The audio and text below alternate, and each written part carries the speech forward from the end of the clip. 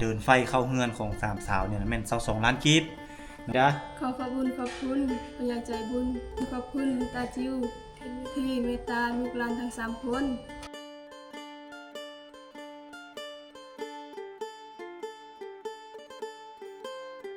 สิมาอธิบายความละเอียดเนาะก็คือทางมีทางผู้ใหญ่ใจบุญเนาะจากประเทศไทยเนาะคือไอ้ฮักเราก็เคยเราติดต่อหาน้องแล้วเนาะเราบอกแล้วเนาะติดต่อกันแล้วก็คือเพิ่นให้ทุนมาเนาะในการเข้าไฟนี่พี่น้องเนาะเข้าไฟนี่นะแม่นทั้งหมดแล้วแม่นจักล้านก็22ล้านก็เข้าไฟทั้งหมดเนาะในราคาที่เดินไฟเข้าเฮือนของสามสาวเนี่ยแม่น22ล้านกีบเนาะใน22ล้านแล้วแม่นผู้ใหญ่ใจบุญจากประเทศไทยก็คือ FC จากประเทศไทยนั่นเพิ่นมอบทุนให้มาน่ะ11ล้านเนาะ11ล้านและสิมาแบ่งกันกับออกคนละครึ่งกับเฮือนหลังนี้ทางด้านหลังนี่พี่น้องเฮือนหลังนี้และทีนี้แหละหลังจากถ้าสมมุติว่าเฮาเข้ากับเฮือนหลังนี้ปุ๊บแล้วแม่นว่าเพิ่นนิ่งไฟมาฮอดแต่นั้นแม่นบ่แล้วให้แต่เจ้านี่ ดึงไฟขึ้นจังซี่คือเก่าเข้าเฮือนจุน้องนี้บ่แม่นเอาเข้าเฮือนจุน้องเลยเนาะบ่แม่นอำกัดว่าแบบนั้นอำกัดว่ากระเทินนะใส่แล้วนั่นว่าปลดบ่ได้แล้วกระเทินเลยตัวใดเอาใส่ไฟตัวเก่าบ่หรือว่าซื้อตัวใหม่ใส่ตัวเก่าใส่ตัวเก่านั่นแหละโดยส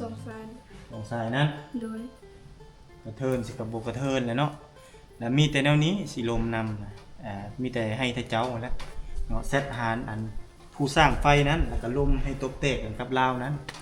เดี๋ยวนี้แหละแม่นทางหลวงตานะเพิ่นให้ทุนมาอีกเนาะครึ่งนึงและ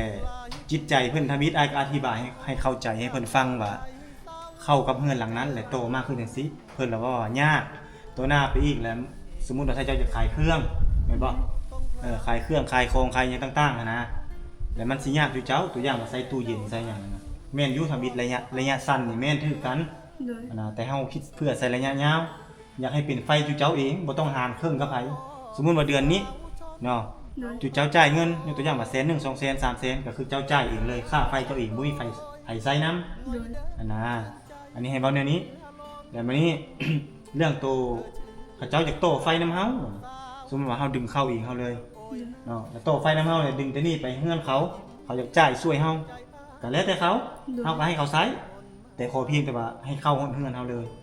โดยที่ว่าบ่ต้องผ่านเขาเนาะได้บ่กล้าว่าได้บ่จังซี่ให้อับสุรินนั้นไปถามผู้เจ้า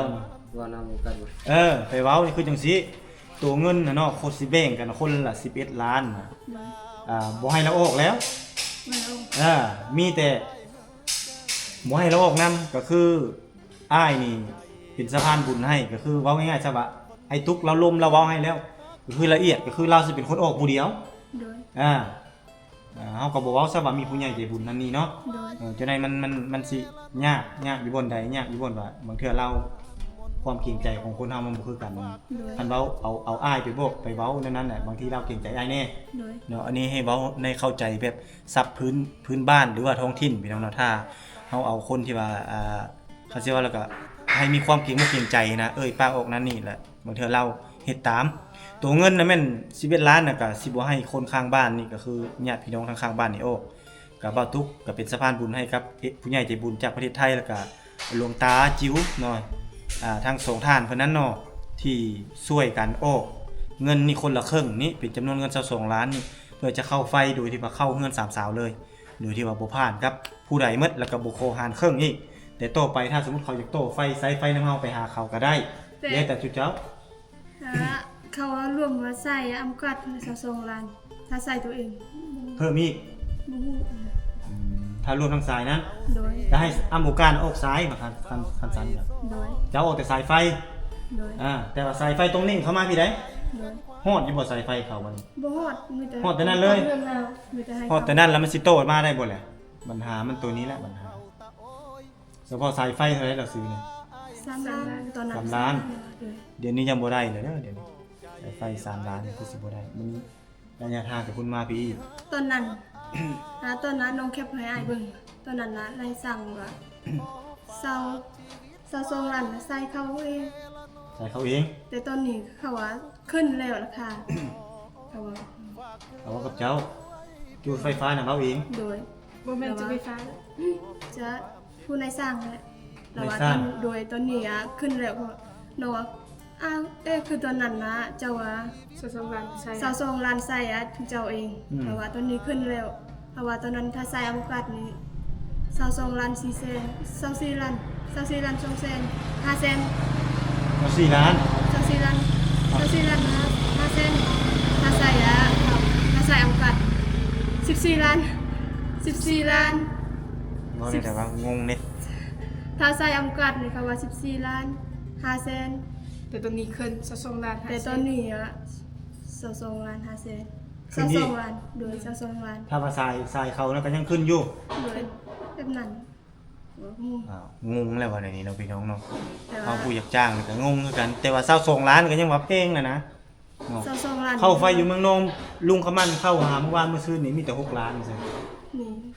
อันนี้ฮอด22ล้านมันกินกันไปจักเท่าใดแล้วนะ บางเทื่อก็ในสร้างนี่แหละ ในสร้างผู้ใด ไม่ใช่ ในสร้างอยู่บ้านจน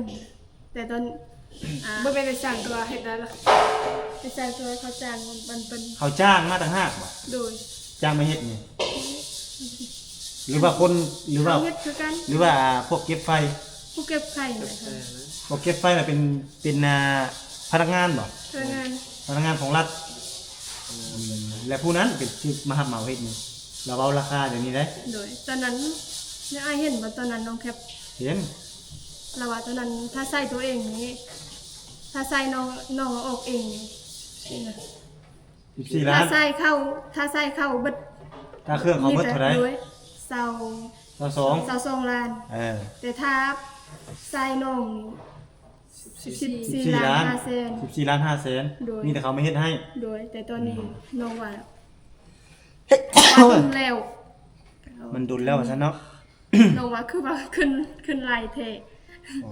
คันสั่นจักสิว่าจังได๋ล่ะเด้อบาดนี้เนาะเขามั่งอยู่พี่น้องเอ้ย ว่าได้ใส่อำกัดนะเขาว่า2ล้านเอาใส่อำกัด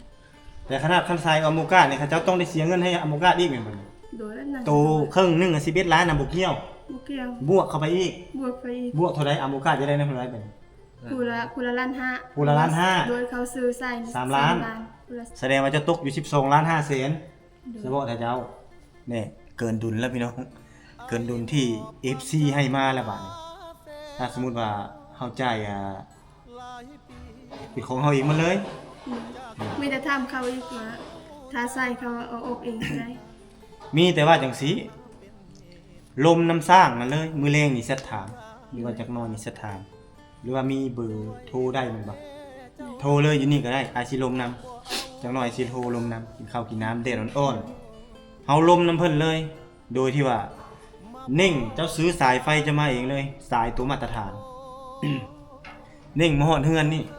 เจ้าเทพเบิ่งว่ามีจักเหลาลักเสาไฟมาเฮานี่จักแมตรมาลงเฮือนนี่เลย ถ้าสมมุติอามูกาดเนาะ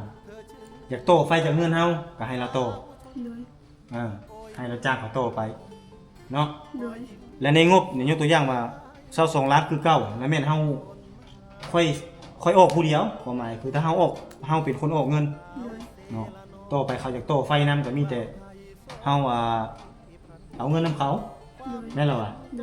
ย ครับเก็บเงินนำเขาเอาเงินนำเขาว่าได้เพราะว่าเขาโตนำเฮาเลยก็คือถ้าเจ้าโคโตนำเขานั่นแหละ โดยตัวนำตัวไผ่ ตัวน้ำตัวไฟก็ถ้าเจ้าเสียหมดอันนี้ก็คือกัน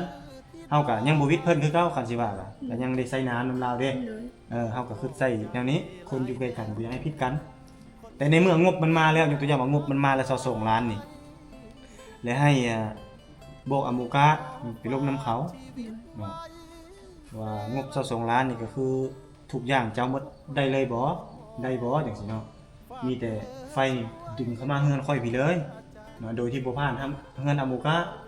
คันอโมกาจะโตไปก็ไปเฮือนลาวก็ให้เราโตตัวนี้ไป โดย เนาะเปลี่ยนกันบัดนี้จากไปสุดอยู่นั่นให้มาสุดอยู่พี่เพราะว่าหลวงตาเพิ่นแนะนำมาแนวนั้น โดย เพราะว่าเพิ่นอยากให้ปิ่นไฟให้เจ้าเองเนาะผู้เพิ่นช่วยเพิ่นก็อยากให้เข้าเฮือนให้เจ้าเองเลยโดยที่บ่ต้องผ่านคนอื่นอย่างนั้นได้เห็นได้มันต้องไปเคลียร์ตัวนี้ไหมเนาะแต่เรื่องเงินเรื่องคำนี่แม่นเพิ่นให้มาแล้วอยู่นำบ่ตุกเนาะอยู่นำบัญชี จนมื้อใดที่ว่าไฟเฮือนสามสาวได้เขาเจ้าเน่งมาปุ๊บบ่ตุกจะเป็นมื้อนั้นจึงจ่ายเงินบ่ซั่นบ่จ่ายเนาะให้เฮ็ดสำเร็จเรียบร้อยบ่เอาอีกว่าสิผ่านเฮือนคนอื่นแล้วมาเฮือนธิดาบ่เอาต้องเข้าเฮือนธิดาโดยเฉพาะเลยเนาะเพราะว่าตามจุดประสงค์ของผู้ใหญ่ใจบุญเพิ่นก็สิเฮ็ดตามนั้นแหละ โดย ดีใจบ่หลวงตาช่วย ดีใจ หลวงตาก็ช่วยผู้ใหญ่ใจบุญผู้นั้นก็ช่วยเนาะรวมเป็น2ล้านเงินอยู่นำอ้ายนะ โดย เนาะและ ให้ถ้าเจ้าไปลมน้ำอาหมูกาดนะลมน้ำเพิ่นเดี๋ยวนี้แหละแม่นว่าไอ้ตุกเพิ่นสิช่วยเราสิช่วยจำนวนเงินแต่ว่าเราเว้าเดี๋ยวนี้เราให้โตเข้าเฮือนอันซุมน้องคันซุมอ้ายอยากอัน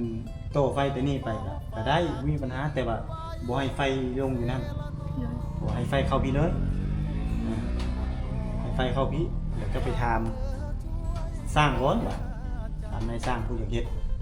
ผู้เป็นไฟนะที่จริงอ้ายเอาสร้างมาแต่เมืองนองแต่ว่ามันผิดหลักการอันนี้มันขึ้นกับแขวงสารวัตรเลยอันนั้นมันขึ้นกับสวรรณเขตเลยเนาะมันจงมีคนของเขตไผเขตมันมาเฮ็ด แต่ทางเขาบอกเพลง แต่ว่ารักละได้แล้วตอนนั้นอาเพิ่มเร่งว่ากับสิวิไลว่าสิหา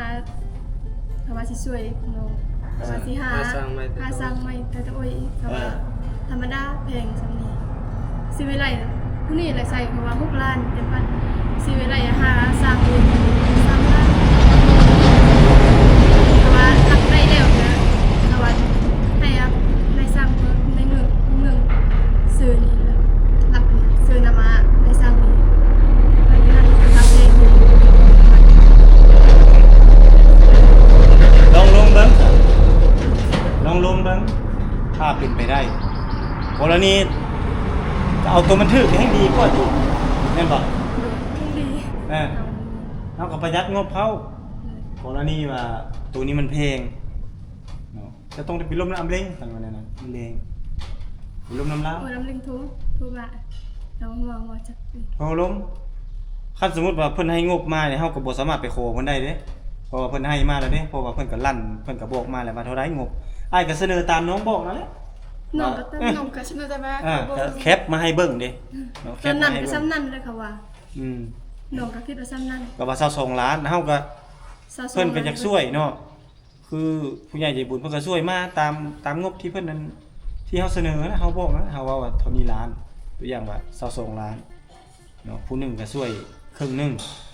เนาะหลวงตาก็ช่วยครึ่งหนึงก็พอดีครบ22ล้านคนละ11ล้านวันนี้ครับนายช่างมาเว้าขึ้นนี่ก็ขมังนะมันก็เป็นการคิดตัว คือ เด้ ว่าเขาแม่นคือ เฮาก็คิดตัวเพิ่นเนี่ยบ่ได้เด้บ่ถือได้ คิด เฮาก็ ว่ามีคนช่วยแล้วอยากลูกน้องเดี๋ยวนั้นเฮาคิดนะ บางทีบัดเฮาผู้อยากช่วยบัดกรณีเพิ่นช่วยมาปุ๊บบัดแฮงขึ้นราคามันบ่เป็นไปบ่ได้ติจังซี่ นั่นแหละน้อง ต้องหาสร้างใหม่อีก มีแต่ให้อันเป็นทู ให้อำลิงโทรเนาะถามเบิ่งแต่ถ้าสมมุติว่าเอ้าแนวใดก็แนวค่อยเฮ็ดได้นี่ในงบ22ล้าน22ล้านแล้วแม่นสายไฟแม่นหยังนี่22ล้านเขาก็ยังว่าแพงแล้ว แต่ว่ากระเทินว่าได้เฮ็ดแล้วกระเทินว่าได้เฮ็ดถ้าเจ้าได้เฮ็ดแล้วลั่นวาจากันแล้วบ่อยากให้เสียน้ำใจซึ่งกันและกัน แล้วให้เจ้าเฮ็ดเลย แต่งบนี่ก็คือค่อยจ่ายเต็ม22ล้านเกินกว่านั้นก็บ่มี โดย บ่มีให้ข้าเจ้าเฮ็ดก็เฮ็ดข้าเจ้าบ่เฮ็ดแล้วกันสิหาสร้างไหม โดย บ่นำเขาหน่อยได้บ่ ลอง ว่าแบบนั้นเพราะว่าถ้าเฮาบ่มีเนี่ยเอาเงินมาแต่ไสอันนี้ก็คันอ้ายเพิ่นบ่ช่วยก็จักไผสิมาช่วยก็ว่าสิแหละก็เว้าความจริงบ่ได้เว้าตัวบ่ได้อ้ำ โดยไม่ได้ว่าตัว แม่นล่ะว่า โดย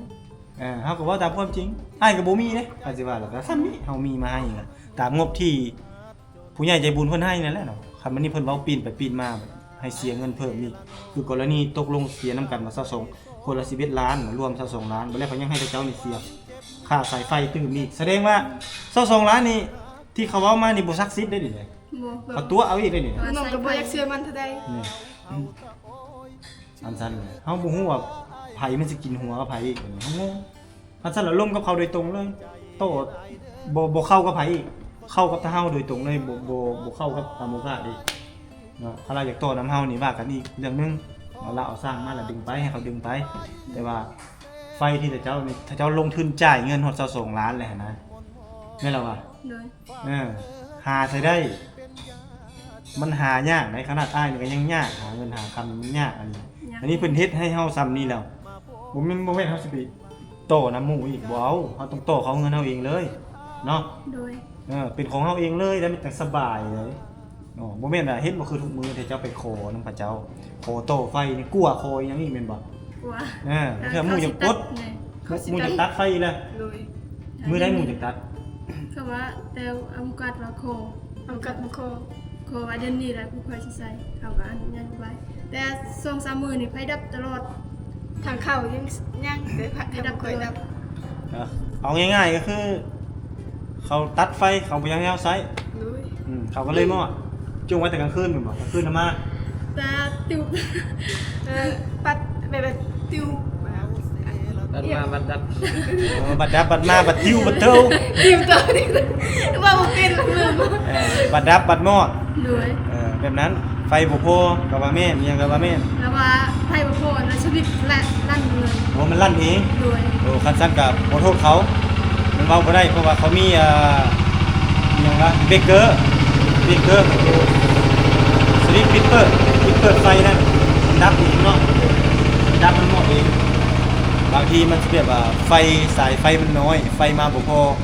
เล่นให้ไฟเนี่ยมันปิดเปิดเองเนาะก็คือมันเป็นเซฟตี้คัทเนาะเซฟตี้คัทก็คือป้องกันไฟอัคคีภัยเนาะมันเลยดับเอง กันภัย ดับเอง รับกันภัยแล้ว เราใส่ตัวนั้นแล้ว เพราะว่ามันไซส์4หลังคาอันนี้ยังให้เห็นเนาะจะอธิบายให้ FC เข้าใจนำไฟนำกันนี่ในเฮือนหลังนั้นนี่4หลังคาแม่นบ่ สี่ราคา 4หลังคาเฮือนหรือว่า4ครัวเฮือน แล้วทีนี้ก็แต่ละเฮือนก็ต้องมี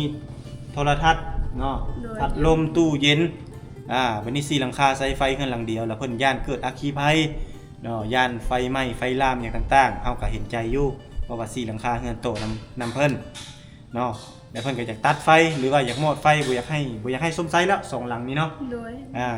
อยากให้โตเองเฮ็ดเองสร้างสามสาวนี่ก็จำเป็นเนาะจักสิหาหนทางใดดีแต่ว่ามีผู้ใหญ่ใจบุญจากประเทศไทยนั้นเนาะมีอ้ายฮักจากประเทศไทยนั้นเนาะแล้วก็มี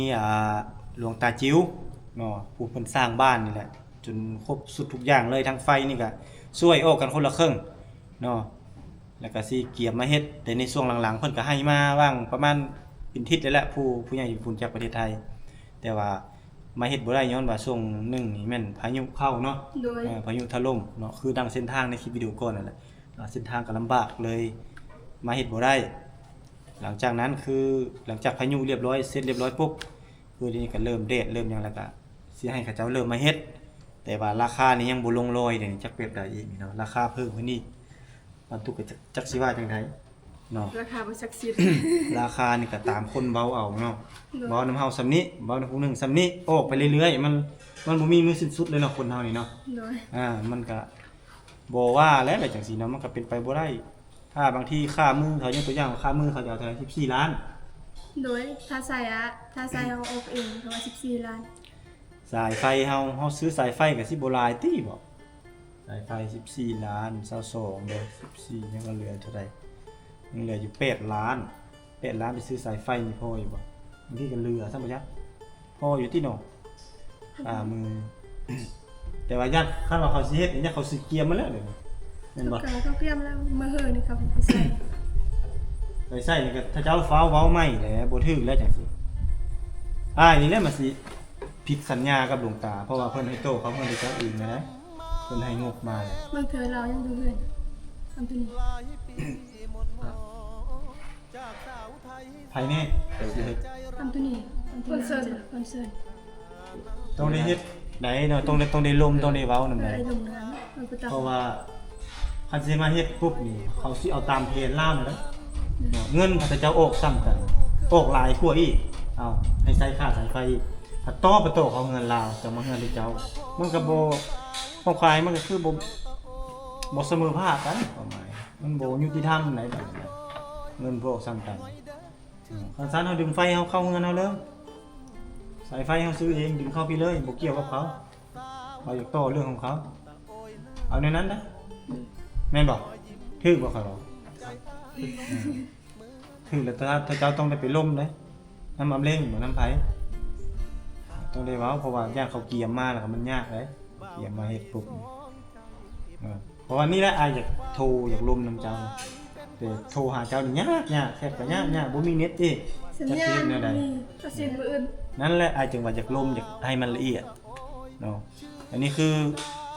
บวกกับข้าวดีแล้วก็มีอุปสรรคพี่น้องเนาะอยากสิว่าจังได๋เงินเอาเองแต่ว่าเด็ดขาดคือ ได้สร้าง เบาตุกว่านั่นแหละ ได้สร้าง ไม่สร้างกับบ่เกี่ยวหรอกคือนำมันเบาตุกเว้าเลยเด็ดขาดคือตัวนี้เลย ให้เอาตัวนี้ไปเสนอก็คือคำเว้าของอ้ายนี่แหละอ้ายก็เอาคำเว้าของหลวงตามา โดย เนาะก็คือทางผู้ใหญ่ใจบุญทั้งสองท่านนะเพิ่นช่วยเนาะทั้งหลวงตาจิ๋วทั้งผู้ใหญ่ใจบุญจากประเทศไทยนั่น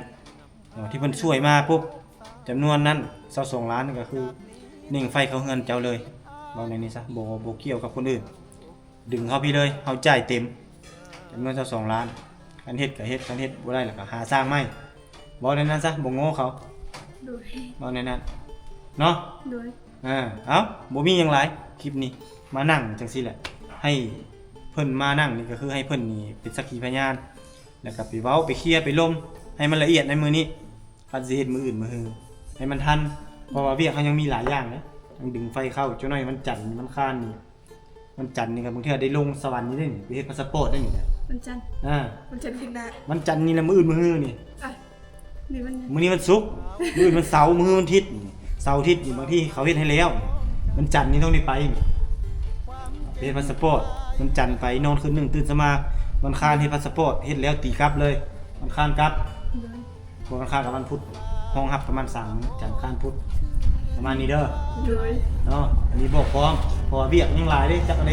ฮู้เข้าเกี่ยวเข้าอีกพี่น้องหลายอย่างนั่นก็อยากเที่ยวก็อยากเที่ยวเอาเข้าก็ยังบ่แล้วเอา ข้าวกระสุกแล้ว เข้ากระซุกบ่ได้เด้เนาะต้องได้เฮ็ดมันเลยเอ้าบ่จากกันไปบ่มีหยังเนาะฝากทางส่งน้องเป็นตัวแทนให้กับวาสนานำแล้วก็2คน3คนนี่แหล้วมีแต่พนมมือแล้วก็ขอบใจผู้ใหญ่ใจบุญทั้งส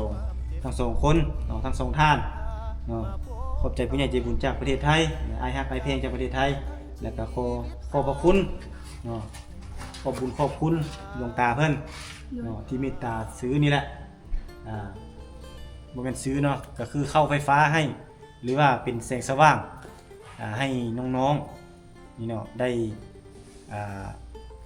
มีแสงสว่างในยามค่ำคืนและมีไฟสมใสเนาะแต่ขออวยพรเพิ่นว่าได้ก็เว้าไปเอ้าบอกเลยทั้ง2น้อง3น้องเอาพนมมือขึ้นเอาว้าวธิดา ขอบคุณผู้ใหญ่ใจบุญจากประเทศไทยผู้ใหญ่ใจบุญอ้ายฮักอ้ายแพงจากประเทศไทยที่ แล้วก็นั่นอีกหลวงตาเลยบอกหลวงตาพร้อม รายการหลวงตาจิ้วขอบคุณหลวงตาจิ้วที่เมตตาลูกหลานทั้ง3คน ว้าว ที่เมตตาลูกหลานทั้ง3คน อวยพรเพิ่นเลย ที่มาเติมแสงสว่างให้ลูกหลานทั้ง3คนตอนมืดค่ำๆที่ใส่ไฟให้ลูกหลานขอให้ผู้ใหญ่ใจบุญขอให้หลวงตาจิ้ว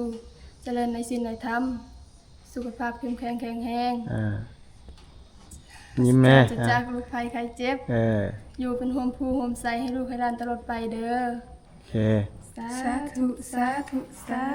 ธุ โอเคเอานี่แหละพี่น้องเนาะก็บ่มีหยังลูกหลานก็มีแต่คำอวยพรบ่มีหยังสิมอบให้นอกจากคำอวยพรนี่แหละขอให้ผู้ใหญ่ใจบุญจากประเทศไทยเนาะอ้ายฮักอ้ายเพลงนั่นแหละครับเพิ่นบ่ประสงค์ออกนามเนาะแล้วก็หลวงตาจิ๋วเนาะผู้ใหญ่ใจบุญตลอดกาลของ3ใบเถาขออวยไสให้พรให้หลวงตาจิ๋วแล้วก็อ้ายฮักจากประเทศไทยจงมีแต่ความสุขความเจริญสุขภาพเข้มแข็งแข็งแรงปราศจากโรคภัยไข้เจ็บอยู่เป็นโฮมโพโฮมไซให้ลูกให้หลานแบบนี้ตลอดไปหน้าที่การงานเจริญก้าวหน้าเอาขอบใจหลายๆเด้อ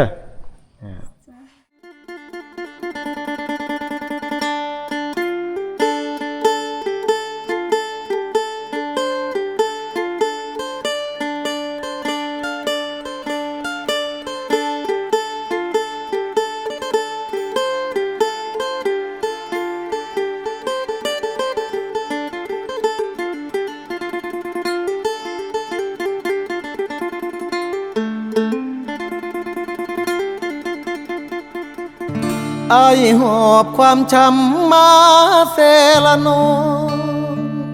หลายปีหม่นหมองจากสาวไทยเศร้าใจรำพันถ้านับเป็นเหตุเฮ็ดให้เฮาต้องพลาดจากกัน ด้วยพ่อแม่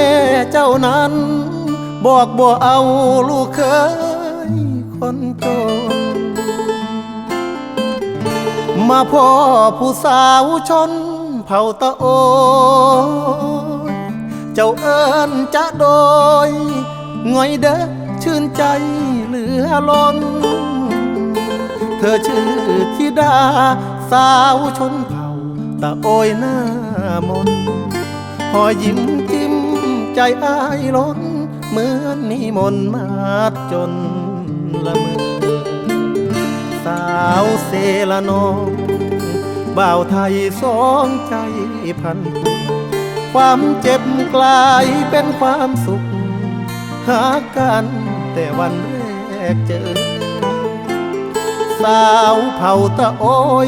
ชื่อธิดาอายหาเจ้าเด้อขอบใจหลายเด้อคนดีที่หาพักอายขอฝากชีวิตไว้เซละนองทุกความหม่นหมองฝากเธอช่วยเป็นยาใจขอบคุณความเจ็บที่นำพามาพบสามใบจากนี้ทั้งชีวิตอายมอบให้เจ้าสาวงามตะโอ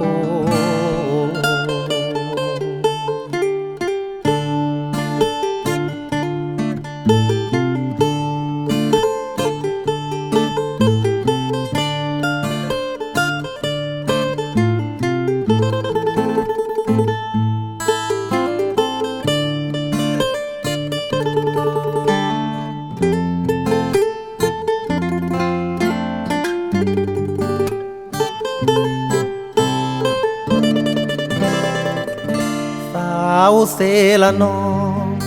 บ่าวไทยสองใจพันผูกความเจ็บกลายเป็นความสุขหากันแต่วันแรกเจอสาวเผ่าตะโอยชื่อธิดาอายหาเจ้าเด้อขอบใจหลายเด้อคนดีที่หาพักอายขอฝากชีวิตไว้เซละนองทุกความหม่นหมองฝากเธอช่วยเป็นยาใจขอบคุณความเจ็บที่นำพามาพบสามใบจากนี้ทั้งชีวิตอายมอบให้เจ้าสา